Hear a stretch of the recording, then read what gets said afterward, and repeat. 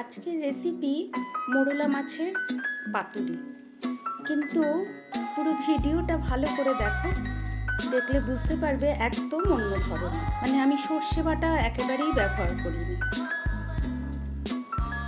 প্রথমে মাছটাকে ভালো করে ধুয়ে নিয়েছি, আঁশ-টাশ ছাড়িয়ে পরিষ্কার করে নিয়েছি। নিয়ে তার মধ্যে একটু লেবুর রস, নুন আর হলুদ এই দিয়ে মাছটাকে ভালো করে মাখিয়ে রাখছি কিছুক্ষণের জন্য। এটা ম্যারিনেট হোক। এবার আমি একটা কাঁচা আম নিয়েছি, এরকম মিডিয়াম সাইজের এটা আমটা, তাই আমি এই পরিমাণ, মানে আমার এখানে আজকে 300-350 মতন মাছ আছে, তার জন্য এই মিডিয়াম সাইজের একটা আমকে আমি গোটাটাই ব্যবহার করছি। আমটা অন্তত আমার বাড়িতে টক ব্যবহার করতে গেলে একটু খেয়াল রাখতে হয় আমাকে, কারণ খুব বেশি টক রান্নায় পছন্দ করে না একদম। তাই আমি ওইটুকু রেখে দিলাম, কারণ কেটে মুখে দিয়ে দেখলাম যে একটু টক আছে, বেশ আম ভালোই, তাই পুরোটা দিলাম না, ওইটুকু সরিয়ে রাখলাম আর কি। মানে বলতে পারো 4 ভাগের 1 ভাগ সরিয়ে রেখেছি। এবার ওই আমটাকে জল ছাড়াই কিছু রসুন আর একটু শুকনো লঙ্কা দিয়ে একটা পেস্ট করে নিলাম।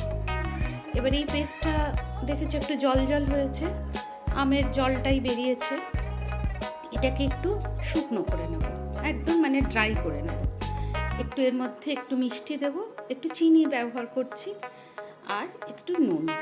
এই দিয়ে এটা একটা শুকনো বেশ চাটনি মতন হয়ে যাবে টেস্ট, মানে আমের টক, একটু মিষ্টি আর একটু ঝাল, আর তার সাথে রসুনের একটু গন্ধ।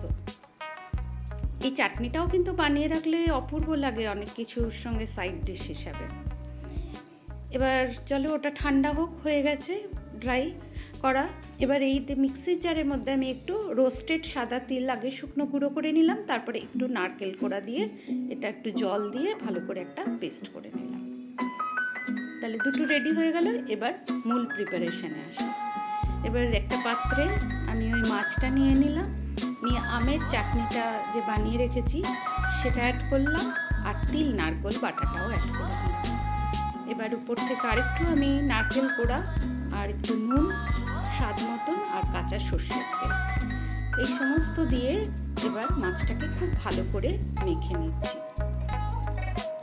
এটা মেখে মিনিট 10-15 মতন একটু সময় রেখে দিয়ে তারপরে আমি কলা পাতাটা ততক্ষণে রেডি করে নেব।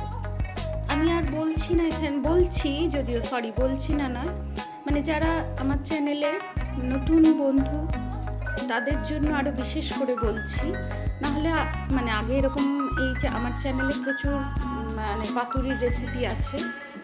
এই যে কলা পাতা, মেনলি পাতুরি করতে গেলে কলা পাতায় আমি আজকে যে করছি, কলা পাতায় মুড়তে হবে, তো তার জন্য পাতাটা একটু নরম করে নিতে হয়। এটাকে আগুনে একটু সেঁকে নিলেই পাতাটা সুন্দর নরম হয়ে যায়। এই পদ্ধতিটা এখানে আবার মানে আরেকবার বলে দিলাম। এবার হয়ে গেছে আমার পাতাগুলোকে সেঁকে নেওয়া। এই যে দেখেছো, তাতে এই যে সুন্দরভাবে তুমি নিশ্চিন্তে তোমরা মোড়াতে পারবে। এবার মাছের একটু ওই যে রেখেছি মশলা মাখিয়ে রেডি, সেই প্রিপারেশন থেকে একটুখানি করে নিচ্ছি। মোটামুটি এমন পরিমাণ দিচ্ছি যাতে একজনের জন্য ওটা ঠিকঠাক হয় পরিমাণটা। আমি কিন্তু ওই মশলাগুলোর সঙ্গে মাখানোর পরও লাস্টে আরেকটু কাঁচা সর্ষের তেল অ্যাড করেছি। এইভাবে আমি পার্সেলগুলো সব রেডি করে নিলাম পাতুরির। এবার এগুলোকে চলো একটু ভেজে নিই। ভেজে বলতে জাস্ট সর্ষের তেলে একটু এপিটোপিট সেঁকে নেওয়া।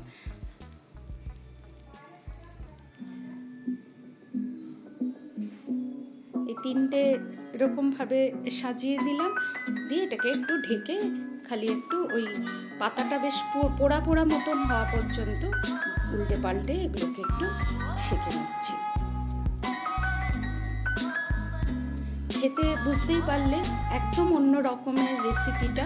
মানে এইরকম পাতুরি তোমরা আগে খেয়েছো কি না জানি না। সর্ষে বাটা একদম ব্যবহার করিনি।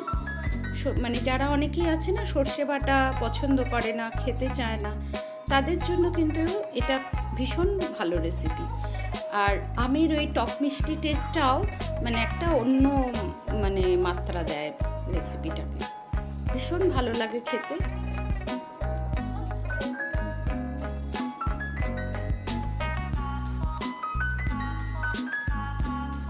রেসিপি ফলো করে তোমরা যদি কেউ এভাবে বানাও তাহলে একবার জানিও আমাকে অবশ্যই।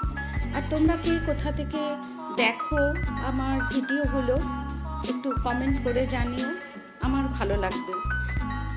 তাছাড়াও তোমাদেরকে আমি একটা ধন্যবাদও বলতে পারি তার জন্য। হয়ে গেল সবগুলোই আমার পাতুরি রেডি। আর মাছের পাতুরি মানে এর সঙ্গে একটু গরম ভাত হলে সবচেয়ে ভালো জমে আর কি।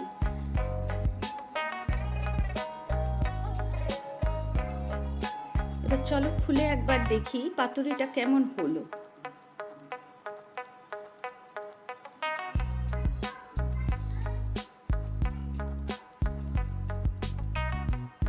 আমি সাধারণত রান্নায় তিলটা খুব ব্যবহার করি। এই যে দেখেছো, এই যে পোড়া পোড়া ব্যাপারটা, এইটা দারুণ লাগে খেতে।